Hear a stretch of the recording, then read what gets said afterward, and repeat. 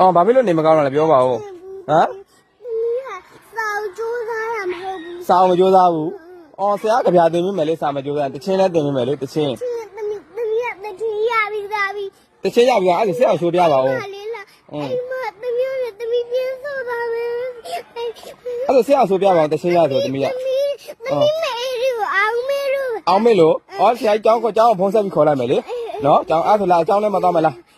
ဟောတကယ်ကြီးနဲ့ဟောတကယ်ကြီးနဲ့မဆော့ကြအဲ့ဒါဆရာနဲ့ဆော့မယ်လားဆရာနဲ့ရုံငန်းထဲမှာအဲ့ဒါဘယ်သူနဲ့ဆော့ကြတာတော့တမီးဘလူးနဲ့မဆော့ကြဘူးတမီးကြောက်တဲ့အိတ်ပြန်မယ်အော်အိမ်မှာလမ်းမှာဆရာကနာပြောတယ်လေဖမ်းလိုက်တွေရှိတယ်ခွေးတွေရောရှိတယ်တမီးပြည့်ချင်တဲ့ခါကျပြည့်တမီးအိတ်ချင်နေပြီအိတ်ချင်လားဆရာရုံငန်းထဲမှာချောသိမ့်မယ်လားတမီးလားတမီးပြန်မယ်လေတမီးရလေတမီးမေအေရီရလေလားတမီးရောလေလားကြောင်းမထားခြင်းဘူးဟုတ်လားဘယ်သူကအတင်းလာထားတယ်တမီးတီရဟုတ်လားကြီးလာမအမ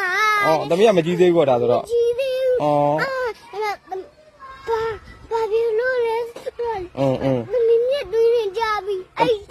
အဲ့ချင်လို့လက်တွေးနဲ့ကြပြီအဲ့ချင်လို့ဆရာဆေးတိုက်မယ်မှာဆေးပါတယ်ဆေးအားဆေးတိုက်မယ်လေတောက်တမီးပြန်လို့အမလမ်းမှာအယူရှိတယ်မှာမေးကြည့်မှာခလေးဖမ်းတယ်မှာခလေးရတယ်မခွေးယူရတယ်မှာရွာတဲ့ဆောက်ပြေးနေလို့တဲ့ရတယ်လာတမီးရှိပြန်တမီးဆရာတော်ကြီးမှာတမီးခွေးကြိုက်နေလို့လာတမီးလာတမီးအိတ်ချင်လားဆရာချောသိမ့်မယ်လာခဏလာ